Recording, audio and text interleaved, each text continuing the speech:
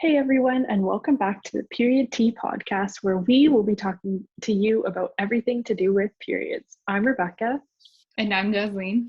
And we are your hosts. So to start off, we're going to just do the land acknowledgement.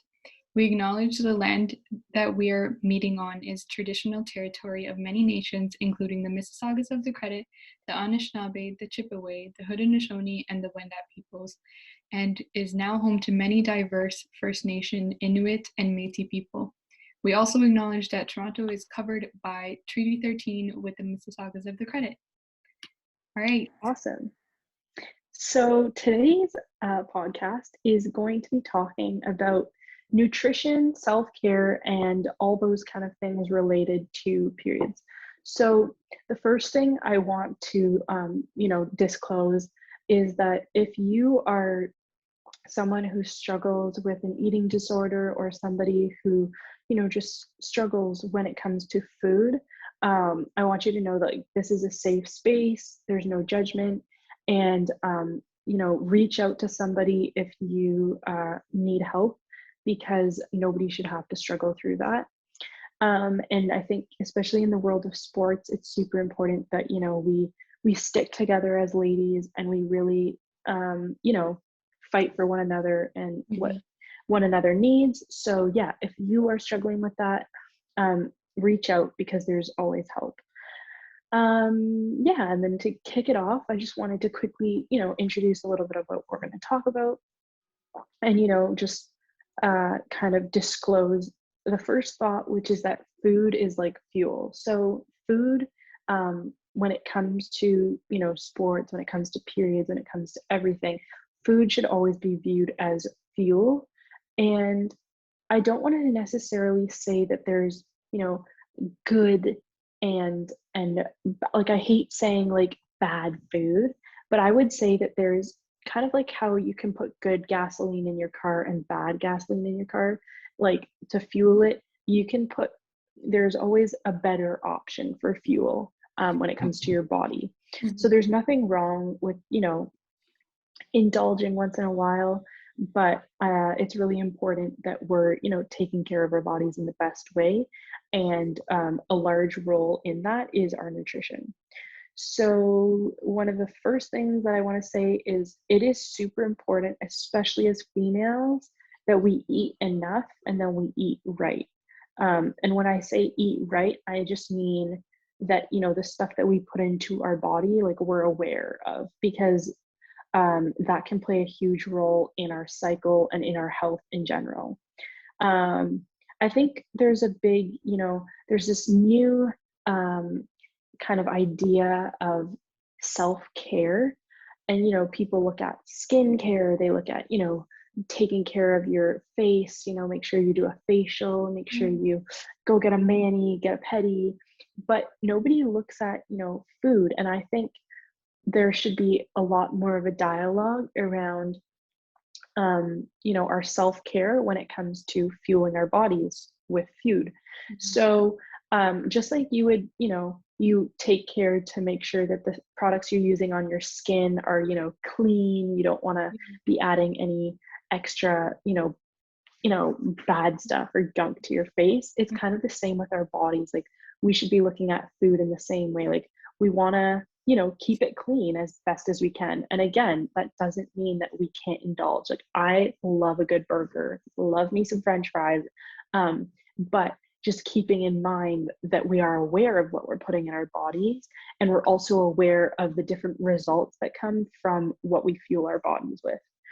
And then I also do want to, say that the education about eating and the foods that we should include in our diet are different amongst cultures, among socioeconomical backgrounds. So there are so many roles that are playing a part in what people eat. And I think that it is really important that we recognize that and we acknowledge that, because nobody should be ashamed of, what they're eating or what they feel is right to be eating. So yeah, that's kind of, we're going to be covering, how nutrition plays a role in our success as females in general. And Yeah. So without further ado, we can get right into it. Yeah. So we're just gonna kind of like talk about like our basically like our relationship with food to kind Mhm. of begin with, like personally. So Yeah. for myself, I don't really drink pop, but something because you just mentioned skincare, right? And I was Hmm. thinking about like the foods that I eat and drink and have all the time. I had pop like a couple days ago because it was my dad's birthday, and like I like broke out, and I was like, Yeah. wow, right? Because my body's just not used to it, and it's not good. Like it's essentially not good for you. Also, my diet is usually um, vegetarian. Well, not usually. It is vegetarian stuff because I am a Hmm. vegetarian, but with that comes kind of like a struggle to include all of the food groups and making sure that yes, I'm able to have more whole foods because the vegetarian diet, whatever, it allows for more whole foods and vegetables and fruits, and like that's just like your main Hmm. source of nutrition. Yeah, Yeah. nutrition. So, Yeah. however, it is hard to find protein, and making sure that like as athletes and as people who are just like physically active or just like people in general, you need Hmm. protein for your muscles, right? So Yeah. that they're able to grow and perform well. I have always had trouble remembering to eat. I've always had this thing like where sometimes I'll go like a couple hours and I'm like, I have not ate for like a really long time. And I don't Hmm. so like just like having that like thought of like incorporating it into my routine, like without school, because school, like you'll have like the little break and you'll be like, oh, it's time to eat, right? Versus like when you're at home where it's like all day, you have access to your kitchen, all of this stuff. I've always had trouble with just making sure that I eat. It was honestly only until my boxing coach came up to me and she like whispered in my ear and she's like, are you eating enough? And I was like obviously that sounds offensive like to people, but I knew where she was coming from and like we just always had like that relationship and like that rapport with each other. So she was able to ask me this question, and I remember I was like, I didn't eat anything that day, and I went to boxing. Like boxing is hard, and you're exerting like so much energy, and I didn't put anything in my body. And like Rebecca said, like food is fuel. So therefore, like you're not able to perform as well as you could have if you did have good food that day. Hmm. Another thing is my coach always says like she has like little snacks here and there, like she's like trying to teach me and like check up on me and make sure like that like I'm having food and I'm eating. It's just not a very what's it called, important thing on my list. Like it Yeah. used to not be something important, but now I really value food and just making sure that I'm healthy. That's the goal, Yeah. right? Yeah. um Go ahead. That no, I was just gonna say that's so interesting because I've like heard people say like, and a lot of females especially like they see eating as like a chore, and it's just like it's interesting to me because for me it's very different. Like culturally, I come from a mixed family, so I have the European side of my family. There's European there, but then there's also um, Indian and African culture there. And so for us, like food is what brings people together. So that's kind of what I've grown up with. And I think it helps that, like, in my family, we always have dinner all together as a family. Hmm. And during quarantine, even lunch, like, unless I'm in class or something, usually like lunch I'll eat with a bunch of my siblings or like with the family. Breakfast is kind of like, at your own pace because I wake up pretty early. So I do my breakfast on my own kind of thing. Hmm. Um, and I would say that I've never had a problem eating. My biggest thing has always just been, like I've struggled with stress eating, like binge eating while I'm stressed. Like that is like a form of coping for me. And only recently have I been able to, come to understand that. And, that's come through understanding my body as well and understanding, okay, like I'm, PMSing and have all these cravings and knowing like how much of this do I need to eat to like satisfy that craving? Because I think cravings are our body's way of telling us something. Mhm. Um, and I think sometimes your body will crave food when it's hungry, like when you're not giving it enough fuel. Sometimes your body's way of telling you, like, hey, I need more food, is like by craving something. So I think those are really important to listen to. Mhm. And it's interesting because I had a meeting. So because I play varsity rugby, we have access to a nutritionist, and she's super sweet. And when I first met with her, I was like, okay, like I want to drop this much weight, and like I know that it has to come from like the way I'm eating. And she was like, but like why? Like to perform your best, Mhm. like you need to be eating the amount that you're eating. So don't change that. Then I started noticing that depending on what I put in my body feels a certain way and I perform better. So I've slowly made the switch to, whole foods. Like I'm very aware, I try and stay away from processed foods. And not because I think it's bad. I don't think it's terrible to go, like I said, like I love a hamburger, I love McDonald's just like everyone else once in a while, but it doesn't make my body feel good. And I think that's a large reason why I've just stopped consuming stuff like that, because of the way it makes my body feel. Yeah. I don't want to deal with unnecessary bloating. I don't want to deal with, my skin breaking out. And I know that the food that I'm putting in my body kind of directly relates to that. So I'm pretty hyper aware about that. Um, yeah, so I would say that's a big, your culture can play a role in it for sure. I think also, people have this like weird thing where they like, they fear eating carbs, and they fear like if Yeah. you are like, yeah, if you are a regular person, like there are severe cases where, you might need to change your diet around, and that should be advised by a doctor, like a professional only. But for most people, you should be eating, like your 3 meals a day, a balanced meal with carbs, proteins, and some sort of fruit and vegetable. Mhm. And you know what? Listen to your body. I find if you're eating enough, your body will tell you when it needs food. Like for me, if I don't feel hungry, I don't eat. Yeah. And that has become such a big thing in my life. Like I'll eat my breakfast in the morning because I'm hungry, because my body needs fuel. And then I'll wait a little bit because I'm full. I'll have my coffee because, my body's telling me, you need a little something. I also like having my coffee while I'm doing work in the morning. And then, lunchtime rolls around and my body starts to tell me you're hungry, right? And so that is kind of like a big thing. It's like listening to your body, not being scared of food, instead looking at it as a way of enhancing your body and your health.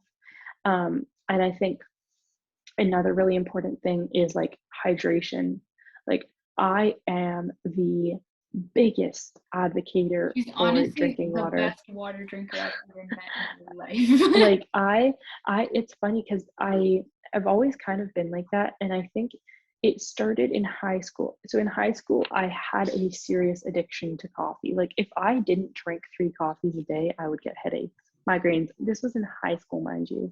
um so and then I got to a point in grade 12 where I was like really just not feeling well, and I was like, you know what, I bet you if I got rid of the coffees that I'm drinking all throughout the day, like I would feel a lot better.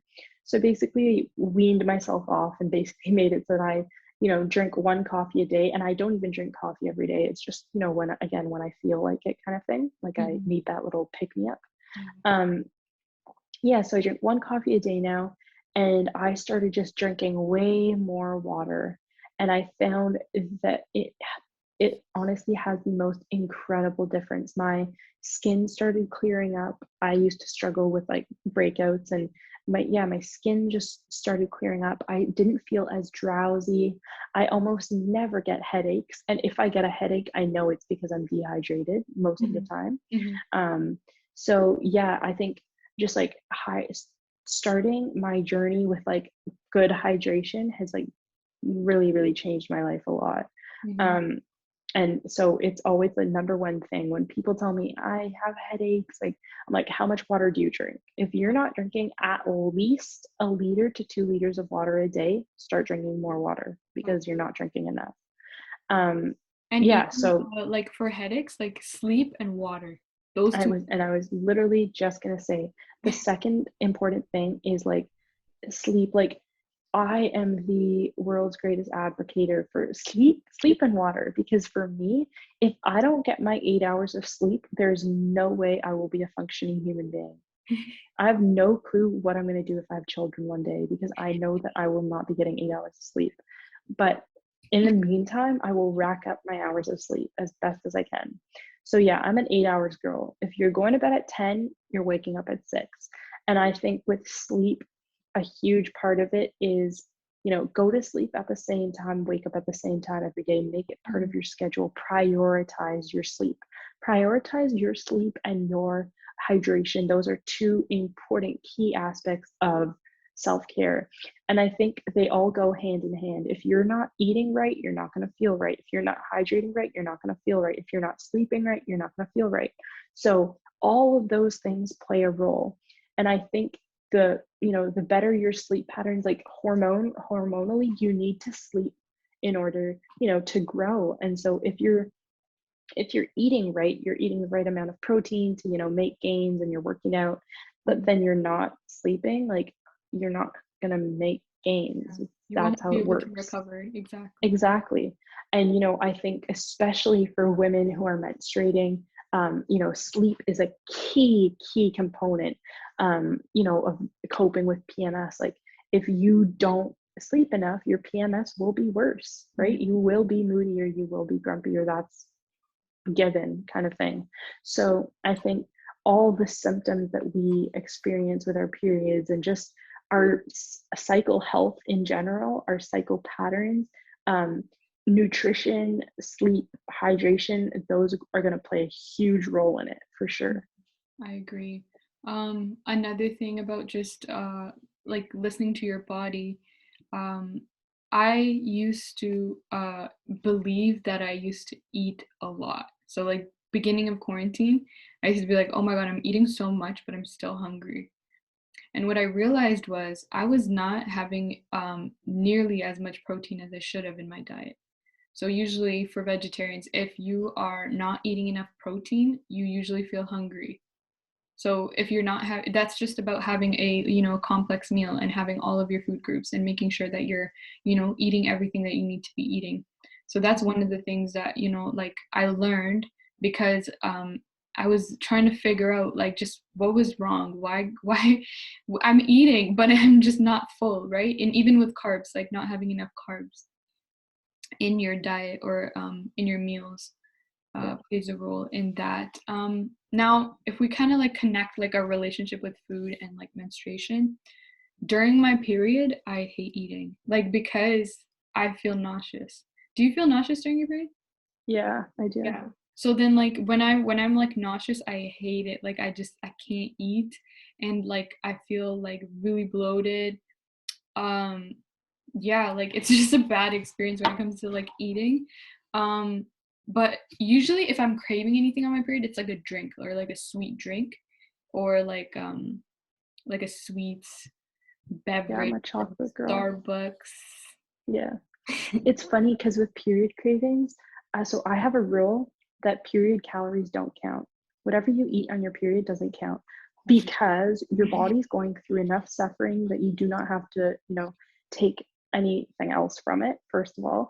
Yeah. Second of all, like it's normal to like not, it's okay. So weight gain and weight loss are normal around your period. If Mhm. you like step on the scale, and I'm a firm believer in like break the scale, like don't even look at the scale. Why are you looking at the scale? Because I think it's so deceiving, and I think it can cause so much harm. Mhm.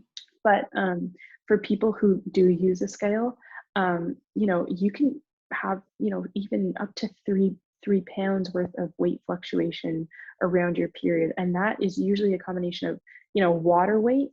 Mhm. Bloating can play a role in that, so many things.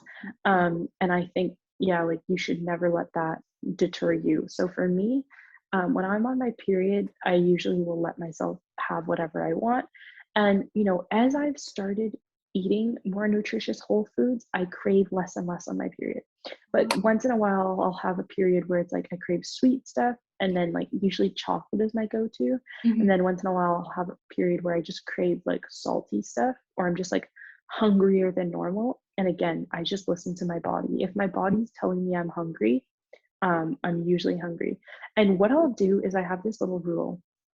So if I'm hungry, but like I've recently eaten and I'm like, okay, like, maybe you can push yourself, I'll Mhm. drink a glass of water and like wait 15, 20-ish minutes. If I'm still hungry, then I know, okay, your body needs fuel, and then I'll go get something to eat.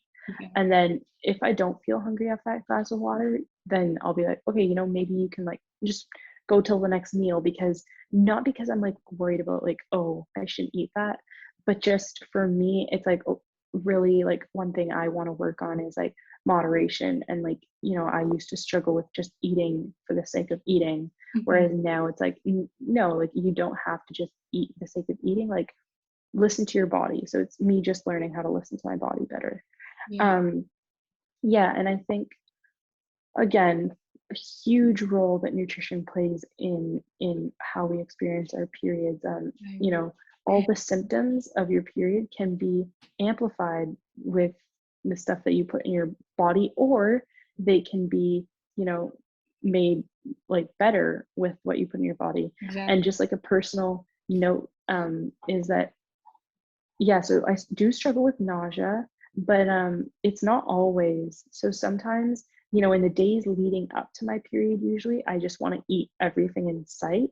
But then as soon as I get my period, I don't feel like eating at all. So it kind of like balances it out a little bit, I guess. Mhm. And is Um, there like, yeah, sorry, are you no. okay? um, for the water thing and like fueling your body before your period, like during your cycle, Hmm. basically. I think that during my period, I'm like the worst with my nutrition. Whereas, like, I feel like when I am like a little bit better and I kind of not force myself to eat, but like push myself to make sure that I'm fueling myself throughout the day and not like going hungry, I find that I'll do better. Like, I'll have more Hmm. energy to do things, you know? Yeah, And that is such a huge way to like kind of like help yourself and like move around while you're on your period. um, Another thing is I never okay, first of all, I suck at drinking water. yeah, I like this. I'm yeah. like so horrible at drinking water, but like now recently, my cousin was like, like have you like had water? And I'm like, no. So she's Yeah. like pushing the water on me and then it helps so much. Hmm.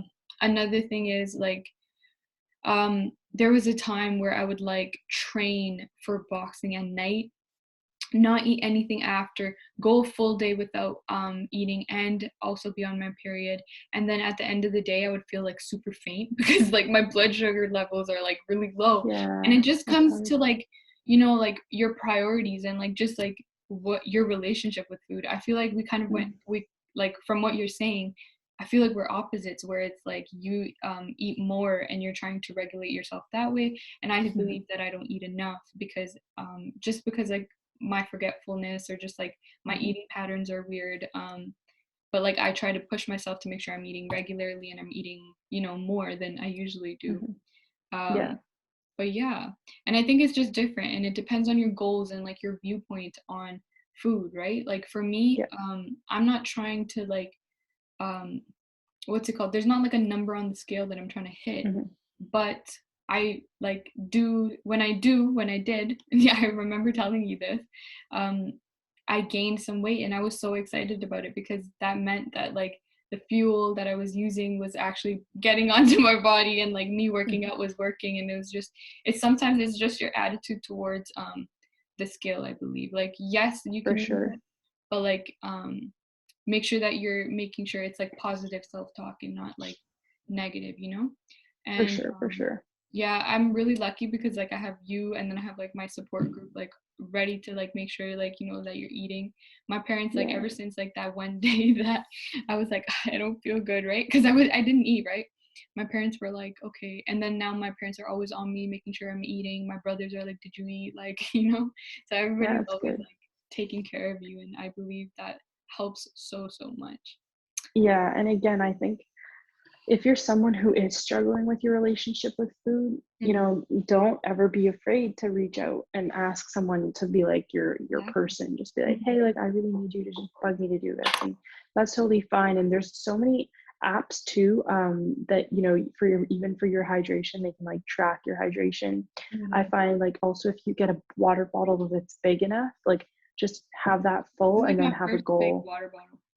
Yeah, and then have a goal to be like, okay, I'm gonna finish at least one of these in a day, or I'm gonna finish two of these in a day, and then you can build on that. Yep. Um, yeah, so I think, yeah, definitely nutrition plays a huge role in it, and I think That's true. you just overall feel better when you fuel yourself. And one thing, to touch on, and we have touched on this before, but REDS, which is short form for relative energy deficiency syndrome, is it's something serious that many females struggle with. And we were talking about this in relation to athletic sports, but it goes further than that. It goes, all the way to athletes who just, or women in general, who just don't eat enough.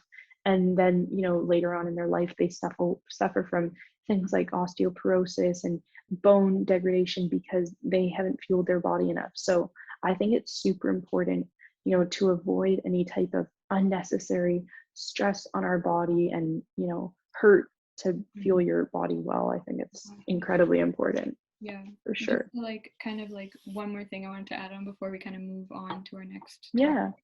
Um, just when women in general, we are more prone to like getting our ACL torn, or things Mhm. like problems with bone density, or things just like anything to do with like our physiology, like we're more likely to get injured. Why is there's one, because like we're not loading our muscles, and like at a young age we're not loading our bones enough, so that later on like we have strong bones. Another thing is like I believe if we were to eat like a good amount, or like eat well earlier on, those habits kind of like trickle into the rest of your life. Yeah, And not saying that like all women are going to have families and be moms and be the caretakers and everything, but you influence the people around you, like with the food that you eat. And I feel like that's a very powerful way to kind of influence and promote yeah, healthy eating for other sure, people in our lives. for sure. And now we're going to kind of talk, like shift gears and just talk about period products. Yeah. Rebecca's going to take it away. Yeah, so this is kind of just, a little bit of a, educational for those of you, who might be wondering, you're at a phase in your life where you're like, okay, like, how do I be more sustainable, or how do I find what works for me? So, there's so many period products out there now, I would say. Mhm. Um, Incredible amount of, different ways in which you can you know, be hygienic and whatever, take Mhm. care of your period. And one of, the ways is, use of tampons or pads. I feel like those are maybe the most Too common ones, yeah. common, but then Diva cups are also coming in. And Yeah. yeah, so personally, I am a tampon user. And I wasn't always. And one of the biggest reasons why is because my mom really didn't want me to. Um, and I can go into that in a bit. But, for me, I reached a point in my life, I think it was around like age 12 or 13. Yeah. And I was just, I reached a point where I was playing sports all the time. And I was just, wearing pads was such a nuisance to me. It was And I'm annoying. I felt uncomfortable. I felt, really just like out of whack. I didn't feel like me. And so, for me, one of the most life-changing decisions about my period was switching to tampons. Mhm. And I have no regrets.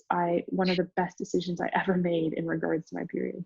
Um, so yeah, So for me as an athlete, it was the convenient option. I love that I can, change sizes based on the day of my period that I'm on. Like, on the start, you can use heavier flow ones, and as you get into your period, you can use lighter flow ones. Like, and you can do that with pads too, but for me with tampons, it just made so much sense. Mm-hmm. I think also a big part of it is, a lot of people like who don't wear tampons and who you like say like, I wear tampons. They're like, I'm so scared I'm gonna like have an accident or leak. And for me, it's like, know your cycle, know your cycle. I always have pads and tampons on me just in case I have a friend or someone who needs them. I think it's so super important to have them on you at all times. But yeah, I think for me, I've never been surprised by my period because I've just learned how to read my body. So I know exactly when it's going to come. It's never a surprise. I'm always like pretty prepared for it. So yeah, that was also a big thing. I just like the convenience of tampons. Like I feel like they're smaller. You can just shove them in your bag. When I was in grade school, like I remember just like being in that phase of like you felt awkward taking a pad out of your backpack to go to the bathroom. It was Or like like you so take your whole awkward. bag. That was the thing too. Yeah, Like take yeah, your and whole now bag. I'm like my tam like what? Like I just don't even care. I couldn't even care less if someone Yeah. saw me take my tampon. Like yeah, I'm on my period. Like whatever. Yeah. But yeah, I think also um, your body will kind of, some people's bodies like just don't feel comfortable with tampons, and some people's bodies don't feel comfortable with pads. So again, emphasize this again, like listen to your body because your body usually tells you what it needs. Yeah, and for me, I'm the only person in my family, in my entire family, my cousins who uses it. So um, a big part of that is maybe because I'm, one of the only ones who ever experienced like the massive discomfort with pads, and that was mostly because of playing sports. Sports all the But time. also like that was one thing in my life. Usually I'm pretty good at like listening to my mom about stuff when it comes to my health. That was one thing that I refused. I was like, I'm sorry, I can't. I reached a point where I was like, I respect you so much and I understand, but there's no way I'm gonna keep wearing pads. So I just made the decision, and yeah, she was, I think for her biggest thing was fear because of so a lot of people experience fear when it comes to tampons because of something called toxic shock syndrome, which is like a bacterial infection that you can get. And you can also get it like if you're having a surgery. It's caused by a staphylococcus bacteria. So yeah, and it can be very severe. It is obviously like it's a life-threatening, thing if you get it. But I think if you're properly practicing hygiene, like if you're changing your tampon when you should be, every couple of hours, I would say avoid like super high absorbency tampons, even if you're scared of leaking, just because then we sometimes get like, we leave it in for too long because we're like, oh, like I won't leak. But it's like, no, like you should change your tampon either way because it's not really healthy. And I've never had a problem with it. And just a disclosure, like if you or someone uses tampons and you ever start experiencing like fever, sweat, seizures, like I think some of the symptoms, you should immediately seek healthcare. Go to the hospital. But for the most part, like if you're practicing hygiene, if you're being hygienic, like you will be okay. So there's no need to like be super scared about that. Of course it's a serious thing, but if you're comfortable with tampons and that allows you to successfully live life, then that's perfect. I think the biggest thing for me with periods and tampons was I didn't want my period to take over my life. Like again, like, and I've said this openly before in the podcast, it's like I struggle with a terrible period. One of the few things that I could be in control of was the comfort of wearing a tampon.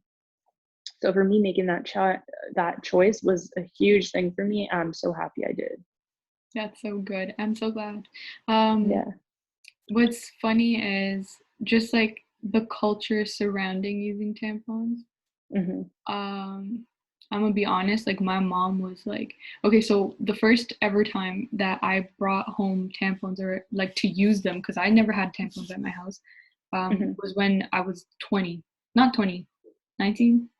I don't know, Okay. like 18 to 19.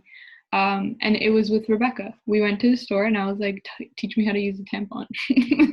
And then basically we went, I she remember taught me about them. She taught me different sizes. She taught me here's the best brand and you know what, whatever. And then I brought it home and the look on my mom's face, she was like she was like, why do you have these? And I'm like, yeah, because I just want to try them. And I feel like there's just like a culture surrounding like if you put anything in like inside of you, that is it's your virginity, right? yeah, literally your virginity Yeah, is gone. And I'm like, where's it yeah, just doesn't make sense to me. But yeah. No, my I mom was understand that. yeah, my mom was 100% like so weird about it. She was so like, what? But then at the end of the day, she was like, okay, this is like a 20-year-old kid. Like I can't be like, oh, don't use it. Hmm. Like, you know what I mean? Yeah, yeah. Because and then I was always curious. We have access to pads, we have access to tampons. What did my parents use? What? Because my mom was like pretty well off, and when it comes to like money wise, when she was in living in Punjab in India, Hmm. um, but my dad wasn't. So I was kind of like, what happens to like the poor like people and like what did they use? And my mom was like, like even for us, like they would use a cloth Fall folded up, and that's and where the safety term pin, not tape yeah, safety pin, safety pin. Yeah, and safety pin it to their underwear. And I'm like, what? Because that is also where the term sanitary napkin comes from. Like because it's like you fold it and then you like put it in. yeah, But yeah, my mom has like 2 or 3 like embarrassing stories where like somebody else's like cloth like slipped out of their underwear, and she's like, it's probably because they didn't have like a safety pin, but like, oh my god, how embarrassing. And if you're around yeah. guys in that culture back then, forget about it. Like that is absolutely Your crazy. life was over. Yeah, I would. And she's like, nobody picked it up because like why would you own up to that, right? Yeah, Yeah. It's like the that's culture crazy. surrounding like period products is very crazy. And you know what, I don't know about you, but for myself, I wanted to start kind of using more sustainable options where it's like you're not wasting as much, because I find I feel bad, but Hmm. I know that like this is how I feel comfortable in pads, right? Yeah, So I wanted to like figure out a way that like I could be environmentally friendly and also like deal with my thing, yeah.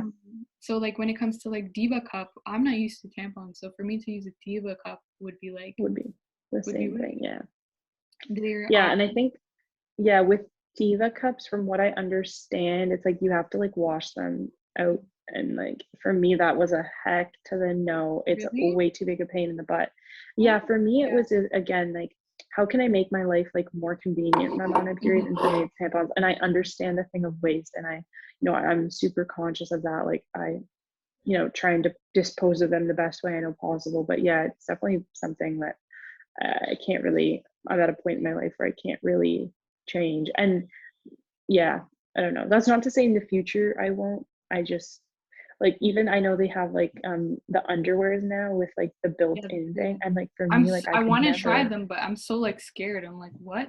Yeah, And I don't know how it yeah, would feel, like and you know what, yeah. you don't want to go through like an uncomfortable time when you're already uncomfortable on your period, you know what I mean? You don't want That's to my try thing. something. Yeah. Yeah. I'm like, I just want to be as comfortable as I possibly can. So yeah, I think that's a big thing. Yeah, I think it's also important to really recognize like we are so lucky to have all these available options, because there is still so many girls around the world who like don't have access to this. Hmm. Um, so anytime that you have the ability to like don't donate to like a drive. I know a friend who does tampon drives, or sanitary, um what's it called? Sorry, the Yeah. name, the word just Pads. escaped me. But yeah, like just like period product drives essentially, and Hmm. donates them. In Canada, there's so many native cultures who can use those things. Like, so yeah, I think it's super important that every woman has access to Yeah. things that help them to be the best version of themselves. Yeah, So yeah, even like talking about that, like there's still like a discussion about how period products should be free. Like, right? yeah, And Yeah, I'm there for it. I'm pretty sure every female is, because it's like, And not like, don't make them free and cardboard then just start producing the cardboard crap. stuff. No, I want like the good ones. Yeah. Like, I've used tampons that like literally I feel like they're deteriorating inside of me. They're just like, I'm like so scared. Yeah. So I'm very picky about my tampon brand now. I only use one. I think it's the Playtex Sport one. Yeah, and I'm very, very, very hyper aware of, not using specific tampons. Um, and yeah, but they are expensive. Like, when I look at my monthly like expenses compared to like a brother or like whatever, it's like theirs is all food and mine is literally tampons, pads, tampons, this, Advil, that, like, Yeah. razors, that's another thing. Even just like, okay, I don't know, but oh, you don't wear pads, but like with pads, like for me, I am always so like, oh my gosh, like I don't want anybody to see my pad. Like, do you know what I mean? I always Yeah, like I have, like through your pants. yeah, like if I'm wearing like tights or sweats or something, like Yeah, I hate, like I'm so paranoid. I always like check, I like triple check, like just to make sure. yeah, But it's like, it's so yeah, normal, and it's not like something that I should be like ashamed of, but yeah. it's just like I feel weird about that. Yeah, no, but see, for me, that's why I could not. I was like, I don't want to have to think about that. I just want to shove it up there and be done with it until the next time I have to go pee. Yeah, That's the attitude. yeah. I wanted to say something else, but it totally slipped my mind. Um, totally forgot. Totally forgot. Okay. But I think that just brings us to our kind of Oh, final thoughts. yeah. Anything you want to say about like periods and stuff? No, Oh, I remember. Sorry. we'll cut all of that out. So go 3, 2, Back. Okay. I remember that. Sorry. One more time. 3, 2, 1. Even like when it comes to like bringing the pad to the bathroom, opening the pad in the bathroom, disposing of the pad in the bathroom, or I don't know, like for me, like I used to always feel embarrassed. Like even in my house, like I have a small house, right? So I share my bathroom with my entire family. And so I always felt weird about like opening the pad. But this was as a kid. Okay, like when we were like younger. Mhm. I felt so weird about opening up the pad, and I would like do it so quietly, like I would like peel it, like you know Yeah, what I I've mean? done that before. And then after I'm like, whatever, like you Yeah, should know that I'm on my period. Like it is what it is. Own your yeah, shit, you know? It's I it's love just that. literally like, just you're a female. It is just Yeah, life. that's And life. why do we have to hide it? We shouldn't have to Mhm. feel like we have to hide this, you know? For sure. Totally agree. Yeah. 100%. Awesome. Okay, and with that, that wraps up our podcast today. And this is our final podcast, but stay tuned because we might have future collaborations that we'll post here. Thank you so much. We hope that you learned something. This Yeah. has been such an exciting ride and honestly something we're so passionate about. We hope we've helped you in some way. Yeah. And yeah, Even if it comes to like just thinking about certain things, or thinking yeah, about your culture surrounding your period, where you live, um just thinking about your body, and understanding that everything that you're going through is like not a universal experience, because from me to Rebecca, periods are going to differ, but it's a universal experience, and we can view it as a way of like uniting and yeah. being like together, It's and like a like beautiful taking care thing. of each Yeah. other. Yeah. Yeah. Yeah, so I guess this is us signing off. We hope to see you soon. Stay tuned and bye. Bye.